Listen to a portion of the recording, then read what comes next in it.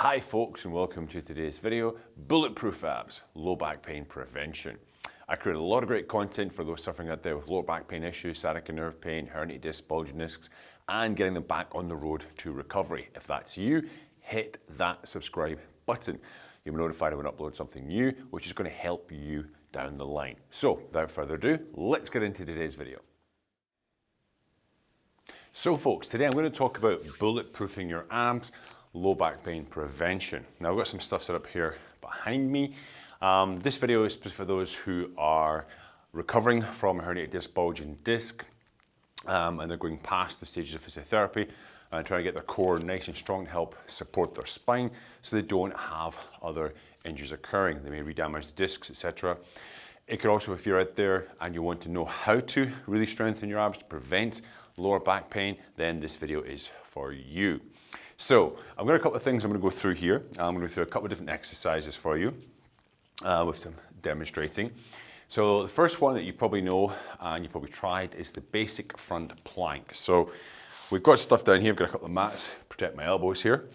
And the normal conventional front plank is we get onto our elbows like so, and we literally just bring ourselves up into this position and we hold ourselves there for time. Now, you must understand, holding a muscle under tension for a long period of time, eventually you will stop getting benefit from that. What do I mean? Well, if we want to create strength in a muscle, we have to stimulate that muscle, okay, with tension, which can be from weights, it can be from body weight, etc. But once our muscles get used to that tension, we then need to add on extra stress, so the body will continue to adapt and continue to get stronger. If you can hold this front plank for a minute to 2 minutes, okay, without much effort, it's time for something new. So I want to show you a couple of different things today that you can do to make this harder. Now I'm just going to move the mats out of the way, just because they slide a little bit, okay, and I don't mind about my elbows. So a couple of things you can try. We'll call it plank 1, plank 2 variation. We can be in the front plank, like so, and all we need to do is we're going to lift up my left arm and my right leg, like so, and I hold. And this makes it significantly harder now. I have to really brace my core very hard. Okay, maybe hold this for 15-20 seconds, go back, reset in the middle, and then change the other side. Same thing, 15 to 20 seconds. Now, you may feel one side is easier than the other. That's okay, it's completely normal. We try to aim for equal time on each side, okay? So that's plank variation 1. Plank variation 2, you may have seen this as well. Again, it's a bit more advanced for those that are going through lower back rehabilitation. If you think these are too much for you at this stage, there's another video that's going to pop up at the end of this one, which is on my beginner core exercises for those coming back from herniated discs. I recommend you check that one out after this video, okay? But plank variation 2, again, we're down in the plank position. Now brace the core really strongly, and I want you to come up into a push-up position. Then slowly, carefully, go back into the plank position all the time, maintaining the bracing on the core. You're going up, and you can go for numbers, repetitions, or you can go for time. I would say to start with, 12 to 20 repetitions in total, or approximately 30 to 40 seconds would be a good start point for plank variation 2, okay? Now, another popular rehabilitation exercise for lower back or help strengthen that core is the bird dog. Now, when I say bird dog, I want to show you a little example of what you might see in some gyms. You might see this motion. Okay, people swinging up the leg, rotating their head back, arching the back, etc. And they say they're stabilizing their core, they're doing the bird dog. Okay, that is not exactly the bird dog should be done. Now I do have a separate video on the bird dog, that's going to pop up again at the end of the screen for some more technical breakdown. But you want to find yourself in this all fours position, okay, not excessively arched, not excessively rounded, somewhere in neutral. And the full bird dog, we're going to take up our left hand, right leg, and as we lift the hand up and retract the shoulder, I want you to make a fist, okay? Put some tension on the arm. And as the leg goes back, don't think about pushing up to the ceiling. Think about extending my heel back away from me, backwards, and really engage my right glute, my bum muscle, yeah? So it ends up looking like this. So bring the arm up, extend the leg, extend the hand, squeeze my glute, push as I'm pushing away that way and away backwards with my leg. I hold for a couple of seconds, I bring it back slowly, I touch the ground, and I go again. All the time, bracing my core, bracing my shoulders, not letting my hips rotate side to side, and bring it back. And tempo is very important because we don't want to encourage momentum. Momentum is useful sometimes during exercise, but for this lower back stability core work, we want a lack of momentum. We want to focus on really stabilizing and feeling the muscles working. So as far as time goes, when you do the exercise, you can think to yourself, as I go out, 1, 2, 3, squeeze and hold, and back, 2, 3, 1, 2, 3, out, back, 1, 2, 3. And you don't look to do maybe 4, 5 repetitions each side, and then take a break. Because what you'll find is if you're not that strong in the shoulders, they'll get quite tired from holding your body weight. So it's quite normal that after you've done your couple of reps, okay, 3, 4 reps on each side, just take a back, take a rest off, rest in your heels, shake your arms off, take a minute, and repeat once again, okay?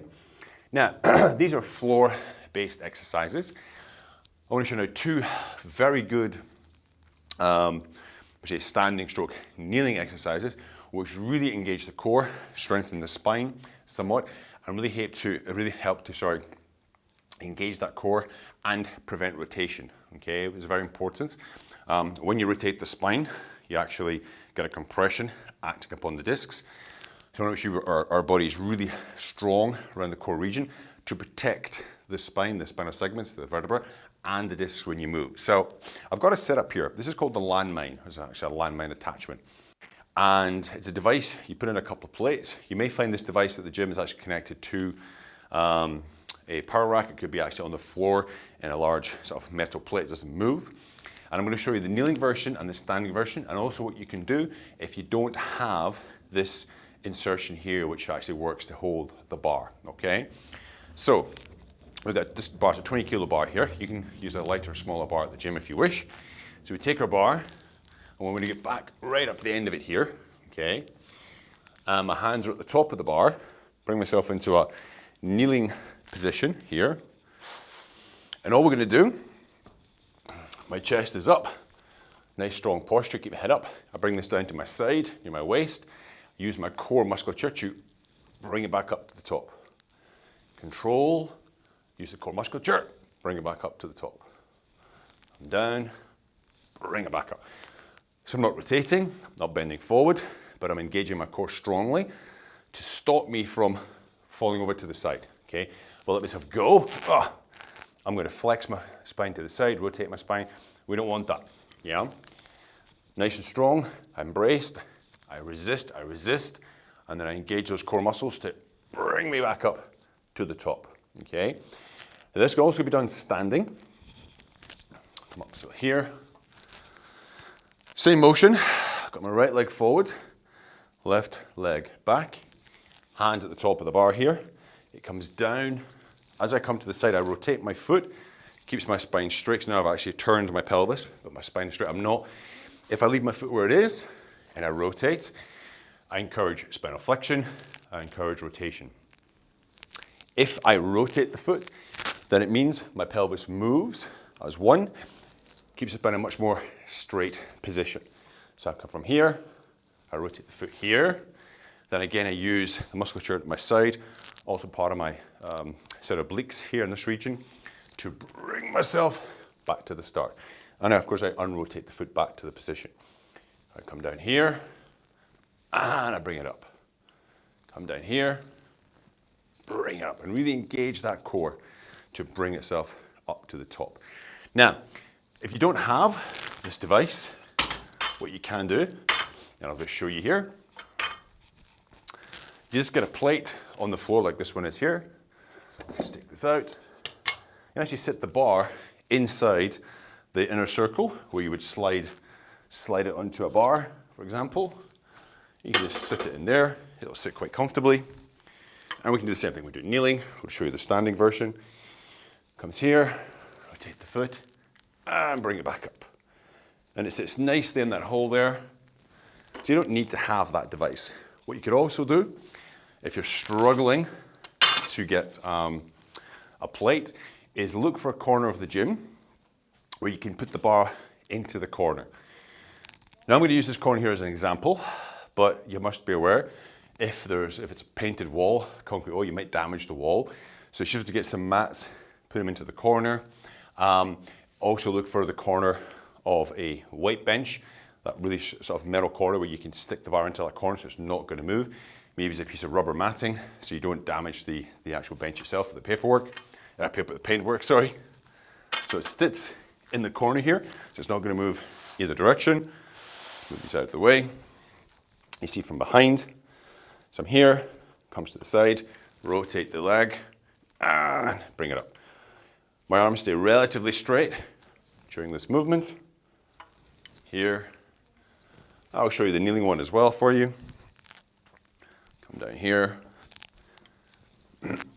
So again, from the top to the side, and bring it back up. Top to the side, bring it back up. Good. Repetition-wise, you're looking at probably 8 to 12 on each side, okay? After you've done both sides, take about a minute's rest, and then move on to one of those other core exercises. So guys, that's 5 bulletproofing ab exercises to help stabilize your spine, strengthen that core, help prevent lower back issues, and also help those recovering from lower back herniated disc issues.